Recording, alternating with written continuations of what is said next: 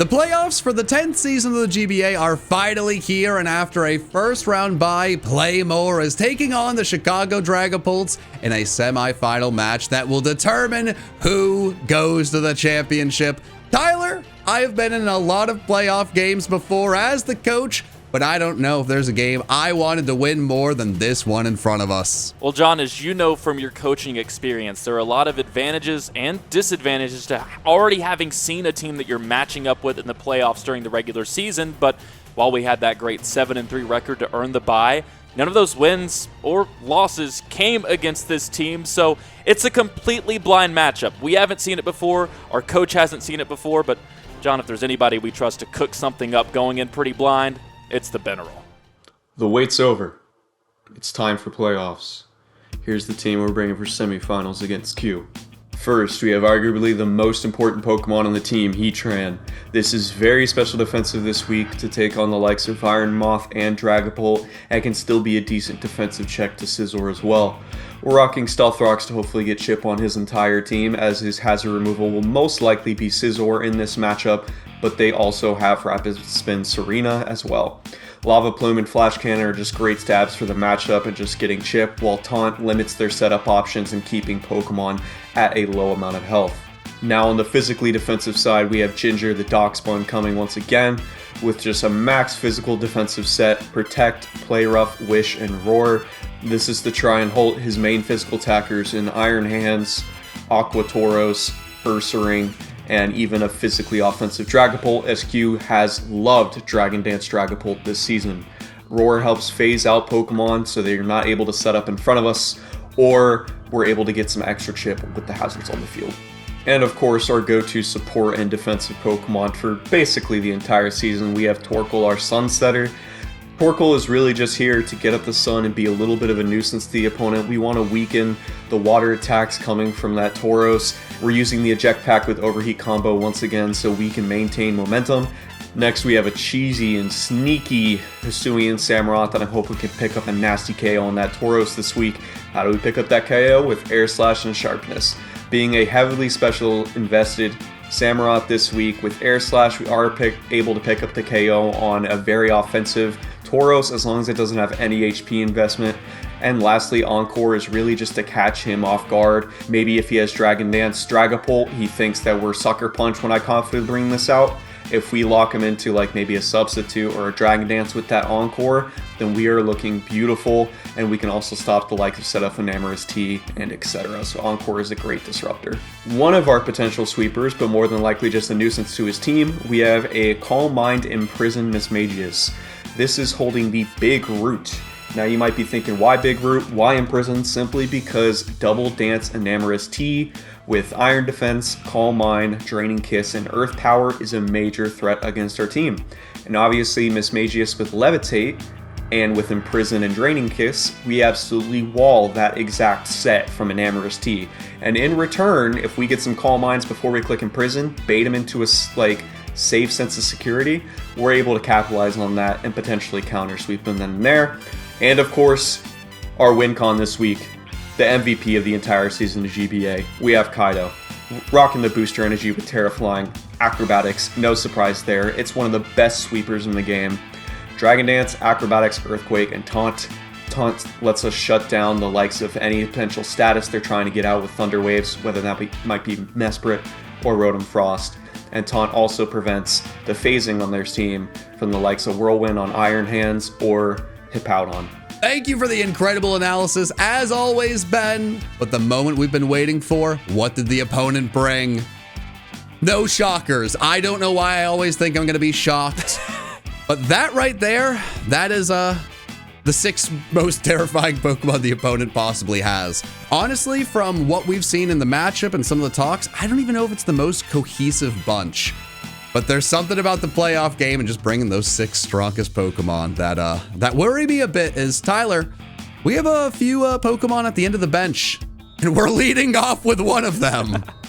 Well, it's a fascinating team to go against, because if you look at what they did in the regular season, Dragapult and Iron Moth, they were there every match. Dragapult had 15 kills, Iron Moth had 14 kills.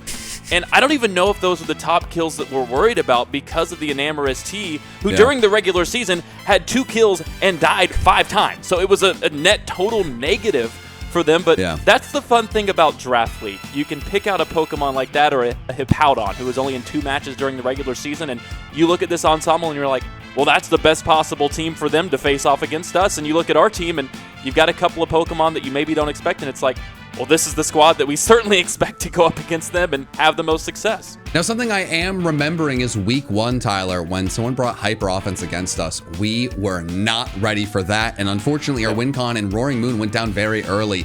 Since that battle, it went on to be the MVP of the regular season. So even if this is a hyper offensive build we're seeing, as long as we have Roaring Moon, we have a chance to win, and that makes me feel a lot more comfortable. It's scary to lead off with the Darkspun. We're already potentially on the back foot, but we see the Enamorous lead. I did not expect that in any way, shape, or form.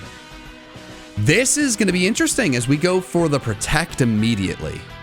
Which is scary because one of the key things that we were worried about with Enamorous was the setup potential. It's, you know, you don't want to set up turn 1 normally, right? And that's why we see that Protect, right? But even then, we have Roar on this Pokemon. Don't forget that. Yep.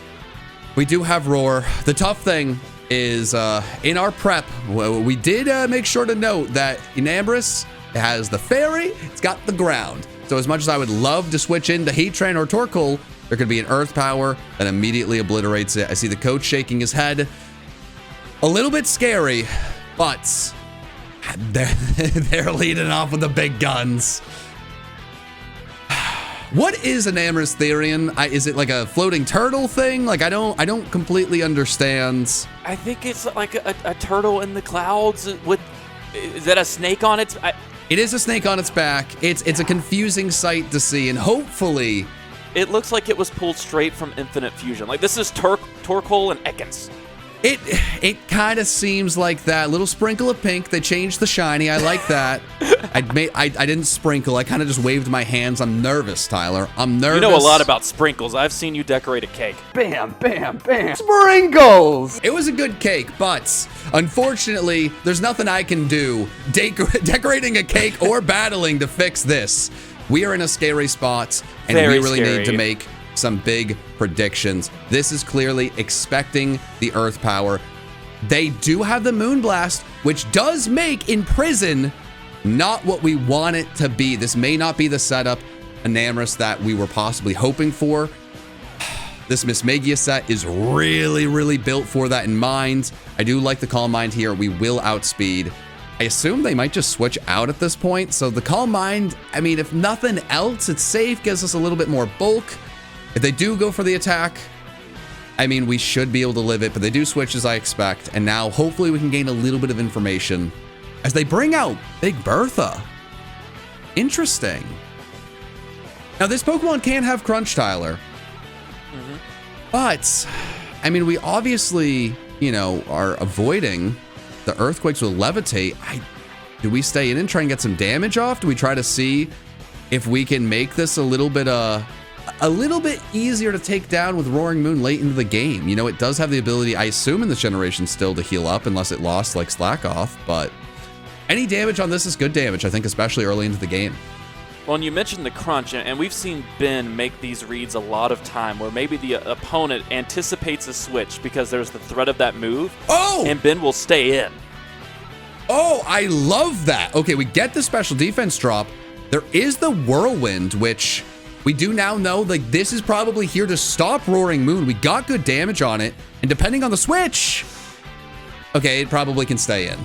Yeah, not the best one for that cause. Okay. But, hey, Enamorous T as a lead, terrifying we got out of that. Big Bertha could have gotten a lot of damage off on us. We made the right play, got good damage on it.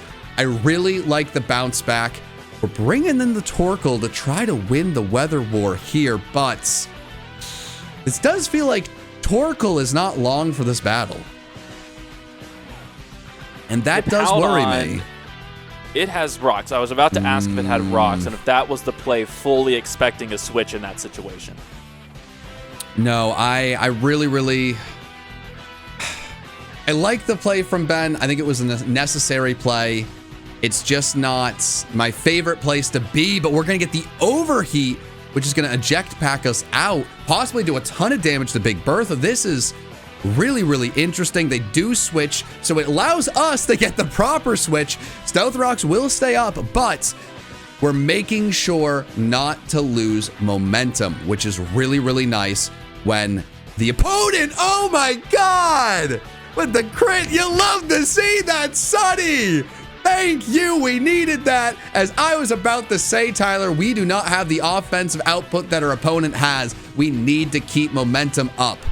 And now we have a beautiful turn to hopefully do just that. They do have Scizor that could have Defog, but considering they got Rocks up as a priority, I would be shocked to see Defog there. We could bring in the Samurott here. Ceaseless Edge, get the spikes up. It's exactly what Coach Ben is going to do. And I love this beginning for us. When you know with that threat of Ceaseless Edge, you keep them on their heels because they don't want to stay in here and eat that. So they're going to have to switch. You stay ahead. You get the spikes up to match the rocks. And all of a sudden, Ben, again, we've seen this time after time this season. It can take just a couple of turns. He finds an opening, and he's able to completely flip around the momentum of a match. It's really nice, too, as Dragapult can't stay in case we have Sucker Punch. It just can't do that. There's no world unless it's going to... No, there's no world unless... That would be a huge gamble. It really would be. And hey, maybe our opponent is on another level. They're in this battle for a reason. But this feels like a really safe play for Ben. And I really love being able to do this. Rocks may be here to stay, unfortunately. We do get the switch. You love to see that. And what is the switch in for Samurott? It's the Iron... Oh, Iron Hands. Okay, that's bad. It's like Iron Moth. Fantastic. Why? Yeah, I saw Iron MA and I was like, there's an M. What are we doing here? But no, it is what we feared. Leftovers Iron Hands, which really hurts our feeling. Now, Tyler, I haven't done much in the realm of VGC, but one thing I did do is a world champion came to visit, was working on a team, and I kept throwing out, hey, maybe throw Iron Hands on the team. Maybe throw Iron Hands on the team. Eventually, I think when smarter people suggested it too, he relented. He threw it on the team and it worked out incredibly well. Do I know VGC or did I just know that Iron Hands is one of the best Pokemon out there? It might be the latter. We don't need to talk about that too much. But what I do know, especially after that crit and that para, this thing is going to be an issue. And honestly, right there, we lost a lot of ground. Yeah. That's the tough thing about Iron Hands. Is if you haven't played competitive or VGC, you've probably seen this thing in raids or you've used it in raids, and it's because it hits super hard. Like the attack stat having base 140 is stupid, but in a VGC format, a competitive format, the bulk also matters a ton. So not only does this thing hit super hard, but it's so difficult to get rid of it. The big issue here, though, is even though it hits hard, without that crit, like, this was a really solid bring for a lot of Pokemon on his team. But Ginger, I mean, it can absolutely handle this by itself. But with that para and with the crits, we're in a really bad spot. I do love this play by Ben. This is a championship play right here, Tyler. To make the prediction, we could have lost Darkspun right there. Goes for the roar. More spikes damage on the Dragapult. We're going to heal up, and something else is going to take some spikes damage. I lied. Okay. We needed anything else to be switched in there. It's fine because we're decently healthy. I'm very nervous. I just don't... You want Ginger to stay alive, but I don't know if there's anything that we want to switch in against this Enamorous T. I don't think you can lose Darkspun, man. I don't think we can. This is a horrible conundrum to have. Yeah, it really is. The good thing is Dragapult is getting weaker and weaker and weaker, which is absolutely incredible. once that thing goes down, I'm pretty sure a Roaring Moon is the fastest thing on the field, barring any scarfs on the opponent's side. But as they have 6 offensive Pokemon, this was always going to happen. Yep. As you said, we may just have to relinquish Ginger, say goodbye. I don't love it. I worry for what this means. And in my mind, this means it is Roaring Moon time. Everything we do from this moment forwards is to whittle their team down to sweep with Roaring Moon. That was always the win con regardless, but I think that clock got a little bit quicker. And so far, so good. I mean, the spikes damage is going to help. Getting some damage on this thing is definitely helpful. You know, if we can bring in the right Pokemon, that will be helpful. Just, it's a little scary right now. It's scary hours for the boys in green. Well, again, it's what we talked about coming into the battle. If you just looked at this team from a glance, outside looking in on what they've done so far this season, and Amorous T is maybe like the 7th or 8th biggest threat that you're worried about. The thing had 2 kills in the regular season, but again, some bad luck along the way. We've had some good breaks this season, but some bad luck along the way, and now you're set up to where this is probably the number one thing that you're worried about for the rest of this battle. The good news, like you talked about, we've chipped away at Dragapult well. That can only do so much. How do we handle this? How do we handle Iron Hands? I'm very intrigued to see where Ben goes from here. Iron Hands, we may not have much. Here, we brought Mismagius for this thing. We have to have this set work. The Moonblast is not ideal. We were hoping for Double Dance, I should say. We can't go in for Imprison to get rid of the Draining Kiss because they have that Moonblast. We're in a scary spot. And it looks like we're just whittling this thing down. As I said earlier, I mean, Roaring Moon is going to say hello a lot sooner. We're getting that damage you know, we wanted to see. There's the Draining Kiss. Would have been really funny to see the Imprison. But, I mean, now this thing is much weaker. A lot of Pokemon on their team are much weaker. And we know that Iron Hands doesn't have the Shuka Berry. That is something really important to know. That is big. I don't know if we can sweep now with Roaring Moon. I don't think so, but I mean, there is the chance we bring in the Sun, we bring in the Roaring Moon, and we just go crazy, but I think it's too early for that. I think so, too. I think you hold out a little bit, try to get more of that damage, and it's a strategy that we have seen time after time this season. The rest of the team is there to chip away as much as possible, and if you can, get rid of that number one threat to Roaring Moon, and then go to work. That number one threat, still very much alive and well, but it's been chipped down a significant amount. So we're about halfway there in setting up that plan for Roaring Moon to be able to come in and clean things up. This is the problem. I mentioned it earlier. Hyper offense has been a problem for our team. Yes. And, you know, with the strategy of Roaring Moon winning in the end, we always have a chance as we have it, but we might have to bring it in to take the Enamorous out. I think that was probably what Ben was going back and forth on. Hopefully, the calc he's doing will show that we can take this thing out with, I assume, the Aqua Cutter. I assume that would be what we have to go for. Obviously, yeah, I mean, any move from the Enamorous will not only take us out, but it will heal this Pokemon up. So we're in a really, really scary predicament here. I don't question the play. I know he knows what he's doing, but I am very fearful. This is a risky play. I wonder in this situation, and it could be something that we ask him about after the battle, of what he's banking on. I'm wondering what item he's banking on the Enamorous having, and how much that's affecting what he's calculating, because we really don't have any idea. So that's what I'm intrigued to know, what he's calculating, what he's banking on this Enamorous T set to be. Yeah, I mean, I think the bigger thing is just that we need this for the Iron Moth. You know, you said it earlier, wasn't it 14 kills? Yeah. This is a crazy amount of kills.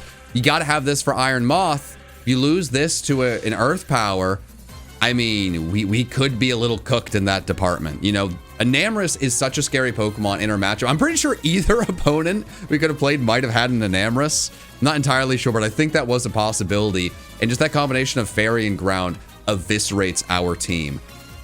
So So at this point, that Moon Blast, I want to say tech, but it's probably one of the more normal moves an Amorous could have. You know, it just not relying on one fairy move really put us behind. I love the Mismagius set. It didn't work out. I still think it's genius. You don't always expect Pokemon to have two of the same stab, but it's made it really, really difficult for us to take on this Enamorous. I mean, there's just not many Pokemon on our squad, regardless, that would have had a good time. You know, all of our resistances, like, they're not going to love the ground, but it doesn't matter right now. Big Bertha is out, and getting more damage on this thing is never a bad thing. Now, we don't really have a switch into Big Bertha no more. That's the issue. But this is where, you know, Hyper Offense really shines. Did we really have a switch in before? Not exactly. You know, I mean, we have a lot of Pokemon weak to ground. It's been something has hurt the team from the beginning. Bubby, honestly, would have been something really good here, but Enamorous would have eviscerated it. You know, there's a really, really, really scary matchup here. And we need Ben to play almost perfectly from this point out. And this is one of those plays where he's hovering over Taunt. That has to be the perfect play. It has to be. Or you lose Heatran here. It's difficult.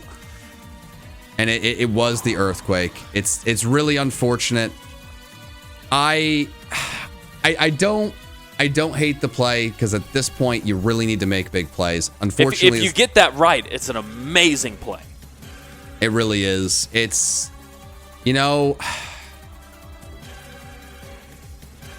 Hyper Offense. I feel like a few more coaches could have really leaned in on that, but not every team is going to be like this, where, you know, hey, Dragapult, one of the fastest in the format, good on the physical side, the special side. Iron Moth, 140 special attack. Iron Hands, 140 physical attack. Enamorous T, good on all sides. Scizor, an absolute nuke physically. You know, Hippowdon, really good attack and so hard to bring down. There's just so many powerful Pokemon on that side. And when we're trying to take these things out with, you know, Darkspun, or we have Pokemon like a Heatran that go down to one hit, and a lot of these Pokemon have coverage for it, hey, you got to play with the Pokemon you have, but it's really, really difficult.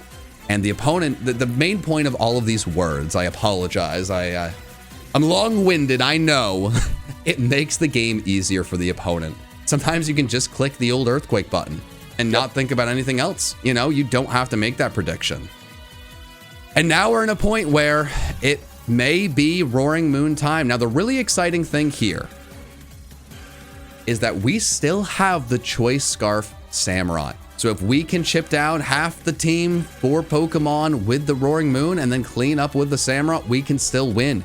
We can just poke a hole in the team with this and still have it later on. The game is not over. We have the win con. Week 1 went poorly because the win con was immediately hurt and it was hard to fight back.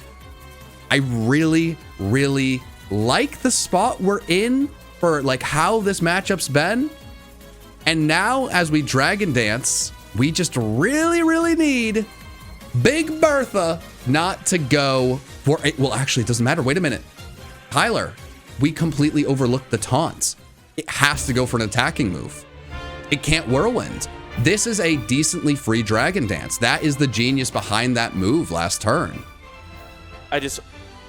We have to hope. Here's what I'm hoping really hard is that there is no rock move on this Pokemon.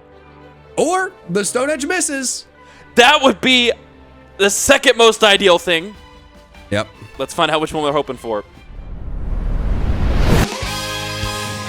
There it is!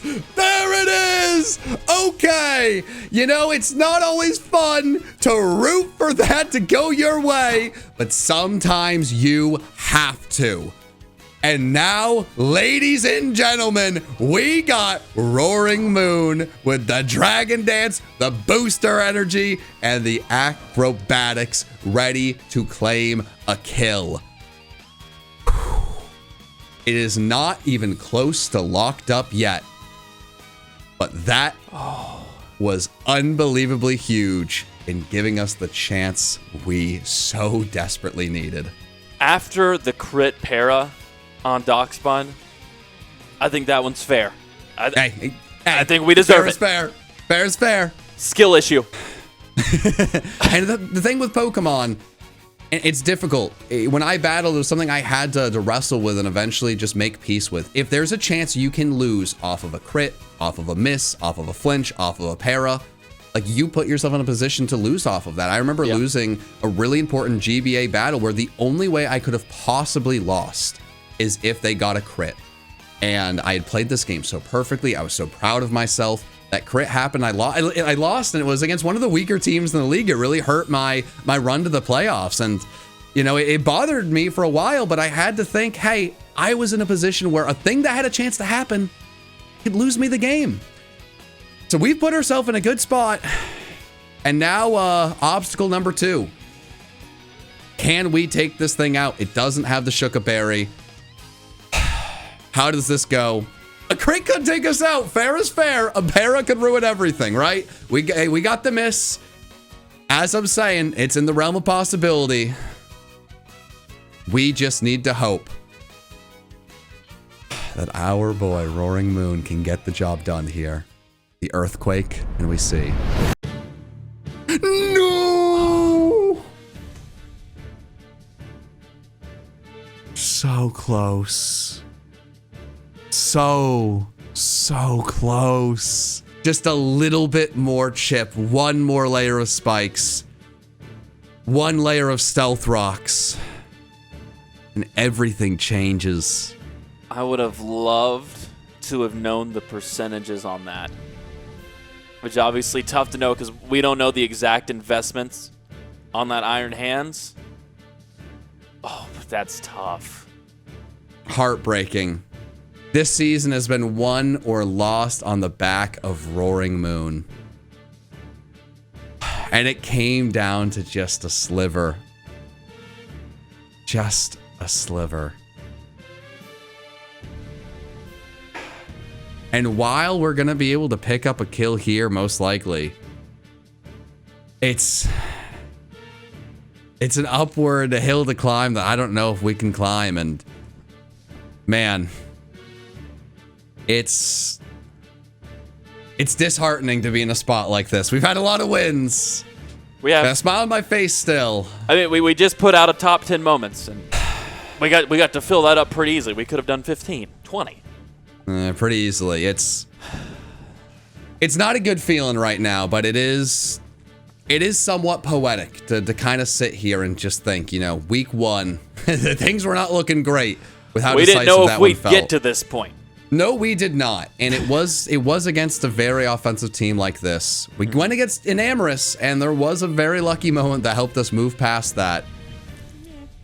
And now here, you know, the hyper offense is back. The Enamorous was back. And it's been tough, you know, to get the taunt off on the Hippowdon to give Roaring Moon a chance. We had to sacrifice Heatran. If we could have instead got Stealth Rocks up, you know, everything changes, but, you know, Hippowdon probably goes for the Whirlwind at that point, you know? Right. And if we don't Oko this thing here, it's going to kill us with a bug move. But we do still have the Torkoal. They do have rocks up, so we're not really switching into Torkoal, taking the move and firing something back. It's not over, but it doesn't look great. Maybe a crit here can do the job. No, the Trailblaze, that's brand new on a Scizor. Gains the speed. Yeah, what I always thought Scizor needed was an offensive move to make it faster. 100%. Yeah, that's what everyone's been clamoring for. And I think that all but seals it. I mean, this was what, 5 offensive Pokemon and then Hippowdon. That's no slouch even when it's more defensive. I mean, they say it's not over until the fat lady sings, but I'm afraid I hear her warming up. Yeah. Oh! That... just Shell warming smash up. Torkoal. Shell smash She is stopped for a sip of water. One more. Okay. I mean, one more kill for Torkoal. Who's gonna complain about that? Hey, at this point, we're taking every kill we can get. Whoa, Torkoal! Torkoal! Ham sandwich. Yeah, who do they want to get the final kill? The Dragapult. That feels fitting.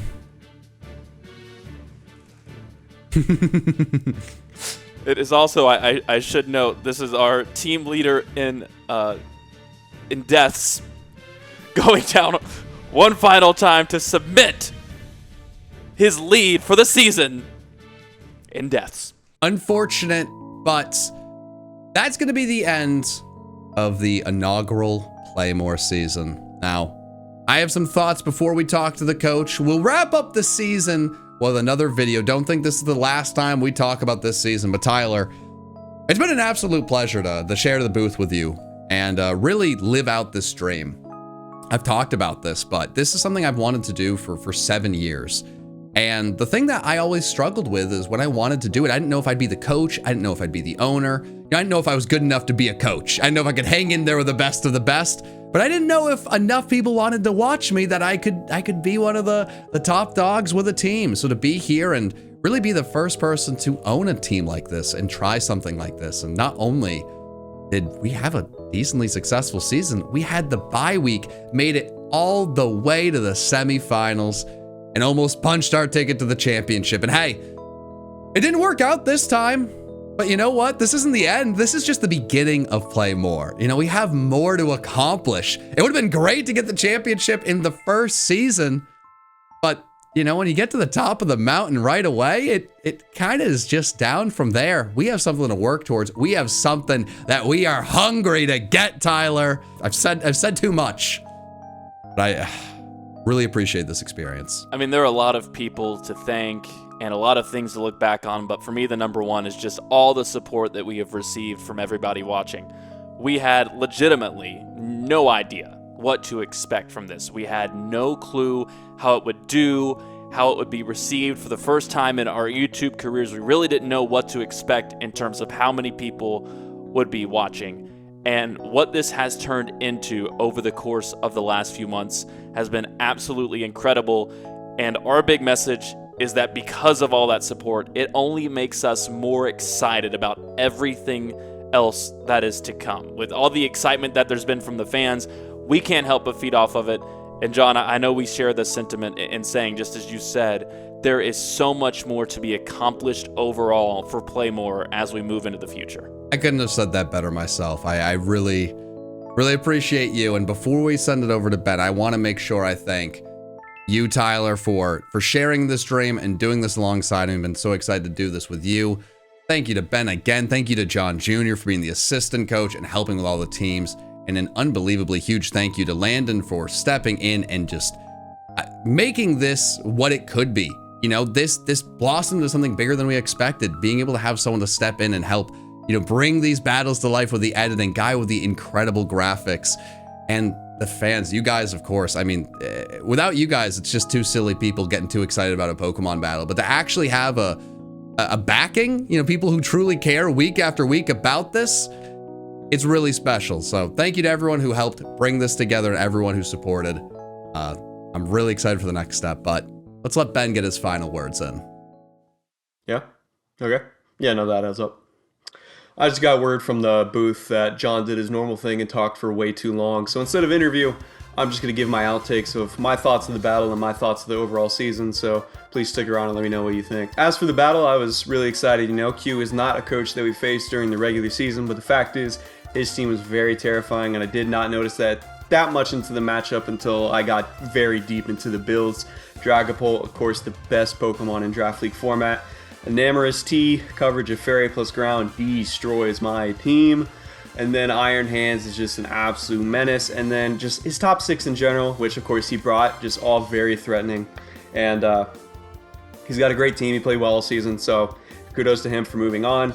But in terms of things that I could have potentially have done differently in the match, it's kind of tough. I was really too focused on a setup Enamorous T, when that Assault Vest set that we faced really was just enough to put in too much damage against my team. At the end of the day, I wish it was a cleaner match. There was, of course, a lot of crits, misses, paras, all of which that like mattered only a little bit, like in the long run, I'd say. But you know, it could have been a little bit better. If I stayed in with Samurott, for example, and just clicked Ceaseless Edge one more time against the Iron Hands and landed and got up a second spike, there's a good chance we would have gotten the roll for Roaring Moon to pick up the kill on Iron Hands after one Dragon Dance. So That's one thing to consider there. And then, I mean, if I wasn't crit and paired with Doxbun, who knows, maybe I would have been able to get more chip on Iron Hands. I doubt it, but I mean, at least I would have been able to roar a few things out. Maybe it would take more chip, but in general, it was a very difficult matchup. Q played well. I tried my best. It's just putting all your eggs in a basket for Roaring Moon can only carry you so far into a season, to be completely honest. Thank you so much to everyone that watched and supported. I know you're like big fans of John and you love everything that he does. I am as well. I've been a good friend with him for quite some time, but a fan prior to that. And he's just amazing, and what he's doing here is life-changing for Draft League, and I hope you guys continue and wanting to see more of that, and I hope I could be the coach to keep it going. It's been very entertaining, and there's no other better way for me to have come back to Draft League than here with Play More Esports. This was a blast. And even though I didn't make it all the way like I hoped, I made it farther than I expected with this team, to be completely honest. I did love the team. I loved a lot of the Pokemon of the team. It's just not my standard play style. I very much so like to draft more of a bulky offense and a better balance like team, and unfortunately like hyper offense is just kind of the way to go with the current generation, and I'm still adapting to that. And honestly, my team was not really bulky offense material with a Kilowattrel and Miss Magius and all that stuff. And also, I had two amazing Pokemon, but in Glamora and Heatran, but they both have massive 4x weakness to ground, and I didn't have good ground immunity / resist. So, I mean, I had two immunities and a resist, but they were all C tier and below. But it was very fun to use the likes of Roaring Moon, Hisuian Samurai. Hisuian Samurai I plan to use so many times again. That Pokemon's so cool. And of course, the introduction of Bubby the Goat. Kilowattrel was also fire. So I love the team overall. It was just a lot of learning for me between the newer generation and not really a team that I'm used to drafting. And unfortunately, that's just the way it was because we did that auction style draft with the snake draft format. Overall, there was a lot of fun Pokemon. We had a lot of good moments, and it was an absolute blast. I faced a lot of amazing coaches. My heart couldn't handle some of the matches, and I'm glad I could at least be entertaining for some of y'all through some of them while still trying my best out there. So I'm rambling a little bit now, and I'm pulling a John, even though I called him out on it. Call me a hypocrite, but, you know, at least I'm better looking. I hope to see you guys for the next Play More season, whenever that might be. But please make sure you're subscribed and look out for anything that might be coming in the future. Pretty sure John hinted at this might not be the last video for the GBA season. So, peace. Please do not include a peace in there. Landon, why did I just go for a peace sign? That is so cringe.